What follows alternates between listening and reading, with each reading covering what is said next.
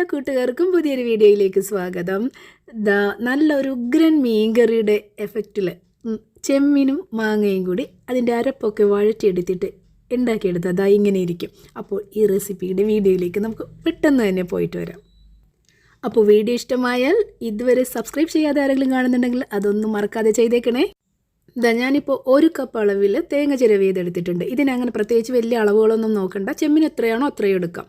1.5 table spoon അളവിൽ ചുവന്ന മുളക് പൊടിയും കൂടി ചേർത്തിട്ട് ഒരു 1/4 ടീസ്പൂൺ അളവിൽ മഞ്ഞൾപ്പൊടി കൂടി ചേർക്കുക. ആവശ്യത്തിനുള്ള വെള്ളം കൂടി ഒഴിച്ചിട്ട് നല്ല പേസ്റ്റായിട്ടൊന്ന് അരച്ചെടുക്കുക. ഇത് അമ്മിക്കല്ലിലാണ് ശരിയായ രീതിയിൽ ചെയ്യുന്നത്. അങ്ങനെയാണ് ഇതിൻ്റെ പ്രിപ്പറേഷൻ. പക്ഷേ എനിക്കിപ്പം ഇതേ നിവർത്തിയുള്ളൂ. അപ്പം ഒരു മൺചട്ടി അടുപ്പത്ത് വയ്ക്കാം.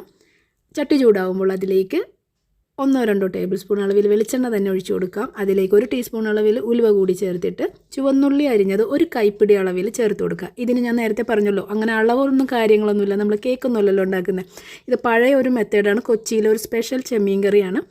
അപ്പോൾ ഇത് നന്നായിട്ട് ഇതുപോലെ ഗോൾഡൻ കളറിലായിട്ട് നമ്മൾ ബിരിയാണിക്കൊക്കെ ഉള്ളി വറുത്തെടുക്കില്ലേ, എന്ന പോലെ എടുത്തിട്ട് ഇതെല്ലാം കോരി ഇങ്ങ് മാറ്റണം. ഞാൻ കറിവേപ്പില ഇടാനായിട്ട് മറന്നു കേട്ടോ. അപ്പോൾ ഞാൻ ഇപ്പം ഇടുകയാണ്. നിങ്ങൾ ഇടുമ്പോൾ ഈ മൊരിഞ്ഞ് വരുന്ന ഉള്ളിയുടെ കൂട്ടത്തിലേക്ക് കറിവേപ്പില ഇട്ട് കൊടുക്കുക. അതും കൂടി എല്ലാം കൂടി ഒരുമിച്ച് അങ്ങ് കോരി മാറ്റിയാൽ മതിയാവും കേട്ടോ. ഞാൻ മറന്നുപോയിട്ടാണ്.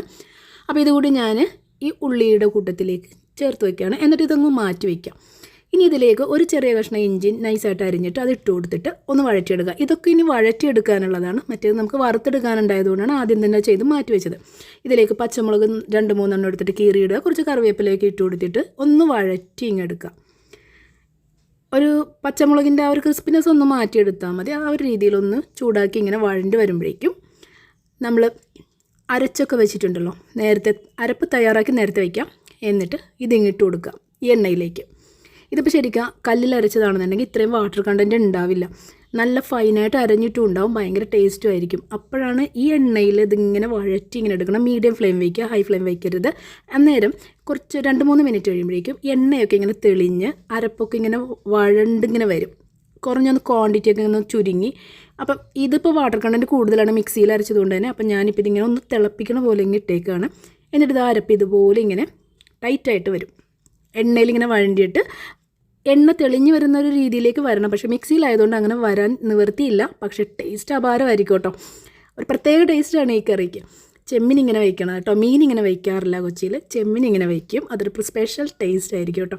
അപ്പോൾ ഇത് അരപ്പ് ഇങ്ങനെ നന്നായിട്ടൊരു 2-3 മിനിറ്റ് മീഡിയം ഫ്ലെയിമിൽ വഴറ്റിയെടുക്കണം.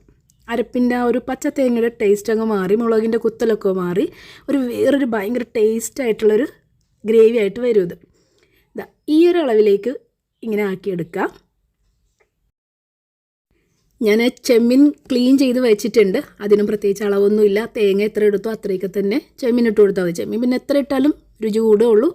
അപ്പോൾ ഞാൻ കുറച്ച് ചെമ്മീൻ എടുത്ത് മാറ്റി കേട്ടോ, റോസ്റ്റ് ഉണ്ടാക്കാൻ വേണ്ടി. അതാണ് എനിക്ക് ഇത്തിരി ചെമ്മീൻ കുറഞ്ഞിട്ടുണ്ട്. അപ്പോൾ അതിട്ടിട്ട് ഇത് ഈ അരപ്പിൻ്റെ ഒപ്പം തന്നെ നന്നായിട്ടൊന്ന് മിക്സ് ചെയ്ത് കൊടുക്കുക. കുറച്ച് ഉപ്പ് കൂടി ചേർത്ത് കൊടുക്കാം ഈ സമയത്ത്. അപ്പോൾ എന്താണെന്ന് വെച്ചാൽ ഈ അരപ്പും ചെമ്മീനും ഒക്കെ കൂടി ഒന്നൊന്ന് ബ്ലെൻഡായി വരും. എന്നിട്ട് ഈ ഒരു ആവിയിലിരുന്ന് ചെമ്മീൻ നിന്ന് കുറച്ച് വെള്ളം ഇറങ്ങി വരും. അത് ഈ അരപ്പിലേക്ക് നല്ല സ്വാദ് ഉണ്ടാക്കി കൊടുക്കും. ചെമ്മീനാണെന്നുണ്ടെങ്കിൽ കുറച്ച് എരിവൊക്കെ പിടിച്ച് മസാലയൊക്കെ പിടിച്ച് വരും. ഒരു 2 മിനിറ്റ് മാത്രമേ ഇങ്ങനെ ചെയ്യാവുള്ളൂ. ചെമ്മീൻ അധികം കുക്കിംഗ് ടൈമൊന്നും ഇല്ല. അപ്പോൾ അതുകൊണ്ട് തന്നെ 2 മിനിറ്റ് മാത്രം മതിയാവും. കാര്യം എന്ന് പറഞ്ഞാൽ നമുക്ക് വേറൊരു ഇൻഗ്രീഡിയൻ്റ് കൂടി ഇനി വരാനുണ്ട്, നമ്മുടെ മാങ്ങ. അപ്പോൾ ഈ ഒരു രീതിയിൽ ഇങ്ങനെ ഒന്ന് തിള വരുന്ന പോലെ 2 മിനിറ്റ് വയ്ക്കും. അത്ര ആയി കഴിയുമ്പോഴേക്കും നമ്മുടെ അരപ്പ് വെള്ളം ഉണ്ടല്ലോ, ഞാൻ ആ മിക്സിയൊക്കെ കഴുകി, ഈ കറിയാണല്ലോ, ചാറ് വേണമല്ലോ. അപ്പോൾ അതിന് വേണ്ടിയിട്ട് ഓവറായിട്ടൊന്നും ഒഴിക്കരുത്. കാര്യം എന്ന് പറഞ്ഞാൽ ഇനിയുള്ളത് ആകെ 2 മിനിറ്റ് കുക്കിങ്ങാണ്. 2-3 മിനിറ്റ്, അതിൽ കൂടുതൽ ഉണ്ടാവില്ല. അപ്പോൾ അതനുസരിച്ചിട്ട് വേണം വെള്ളം ഒഴിച്ചു കൊടുക്കാൻ. എന്നിട്ട് നമ്മുടെ മാങ്ങ മുറിച്ചതിട്ട് കൊടുക്കാം. ഇതിപ്പോൾ ഒരു മാങ്ങയാണ് കട്ട് ചെയ്തിട്ടിട്ടുള്ളത്. അതിൽ നിന്ന് 2-3 കഷ്ണങ്ങളൊക്കെ ഞാൻ കഴിച്ചു.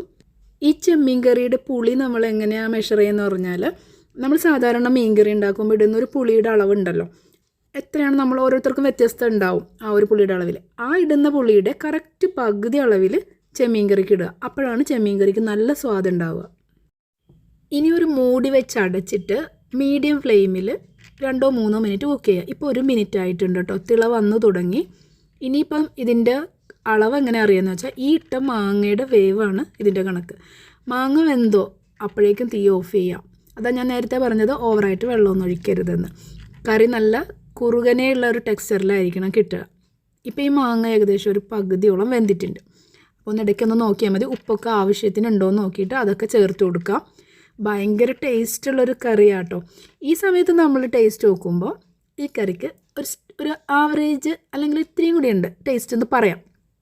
പക്ഷേ നമ്മൾ നേരത്തെ വറുത്ത് വെച്ചിട്ടുള്ള ഒരു ഉലുവയ്ക്കില്ലേ, അത് വരുമ്പോഴാണ് ഇതിൻ്റെ യഥാർത്ഥ ടേസ്റ്റ് പുറത്തേക്ക് വരിക. ഇപ്പം കറി ഒന്ന് കുറുകി വന്നിട്ടുണ്ട്. അപ്പോൾ നമ്മുടെ കറി ഏകദേശം റെഡിയായി. ഏകദേശം 2-3 മിനിറ്റ് ഇപ്പോൾ ആയിട്ടുണ്ട് കേട്ടോ. മാങ്ങയൊക്കെ സെറ്റായിട്ടുണ്ട്. അപ്പോൾ കറി കുറുകി വരും. മാങ്ങ കറക്റ്റായിട്ട് വെന്ത് വരുമ്പോൾ കറിക്കൊരു തിക്നെസ് കൂടി വരും.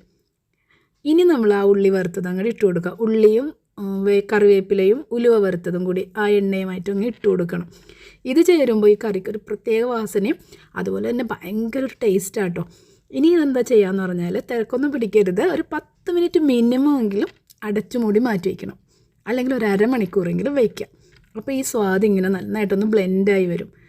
ഇതിടുമ്പോൾ വരുന്നത് ഒരു തരം മാജിക്കാണ് ശരിക്കും പറഞ്ഞാൽ. നേരത്തെ ടേസ്റ്റ് ചെയ്തതിൻ്റെ ഡബിൾ ചെയ്യും ടേസ്റ്റ്. നിങ്ങളൊന്ന് പ്രിപ്പയർ ചെയ്ത് നോക്കിയാൽ അറിയാൻ പറ്റും ഇതിൻ്റെ രുചി എന്താണെന്ന്. നല്ല വെള്ള ചോറിൻ്റെ കൂടെ ഈ കറിയൊക്കെ എടുത്തിട്ടൊന്ന് കഴിച്ചാലുണ്ടല്ലോ ഒരു വേറെ ടേസ്റ്റാണ്. കൂടെ 2 പപ്പടമൊക്കെ ഒരു ഭംഗിക്കല്ല ഇതിൻ്റെ കൂടെ നല്ലൊരു മാച്ചാ പപ്പടം കൂട്ടിയൊക്കെ കഴിക്കാൻ. പിന്നെ ഒരു തോരനും കൂടി ഉണ്ടെങ്കിൽ വെള്ള ചോറിന് എത്ര വേണേലും നമ്മൾ പിന്നെയും ഇങ്ങനെ ഒഴിച്ച് കഴിക്കും. അത്രയും ടേസ്റ്റുള്ളൊരു കറിയായിട്ട് എല്ലാവരും പ്രിപ്പയർ ചെയ്തോളൂ. വളരെ സിമ്പിളായിട്ട് ചെയ്തെടുക്കാൻ പറ്റുന്നതാണ്. ഒരു കാര്യം പറയാൻ മറന്നുപോയി. ഈ കറി ഒന്നിങ്ങനെ തണുത്ത് വരില്ലേ, അന്നേരം എണ്ണയൊക്കെ ഇതുപോലെ തെളിഞ്ഞ് നല്ല മെറൂൺ കളറിൽ റെഡിഷ് ആയിട്ട് വരും കേട്ടോ. ഞാൻ ചേർത്തത് കാശ്മീരി ചില്ലി പൗഡർ കൂടിയാണ്. അങ്ങനെ കൂടി ചേർക്കുകയാണെങ്കിൽ ഒന്ന് തണുത്ത് വരുമ്പോഴേക്കും ഈ കളർ ഇങ്ങനെ ആയിട്ട് വരും കേട്ടോ. ചെയ്തുകൊണ്ടിരിക്കുമ്പോൾ ഒരു ഓറഞ്ച് കളറായിരിക്കും. എന്നാൽ ഇനി അടുത്ത വീഡിയോയിൽ കാണുന്നത് വരെ എല്ലാ കൂട്ടുകാർക്കും ബൈ ബൈ.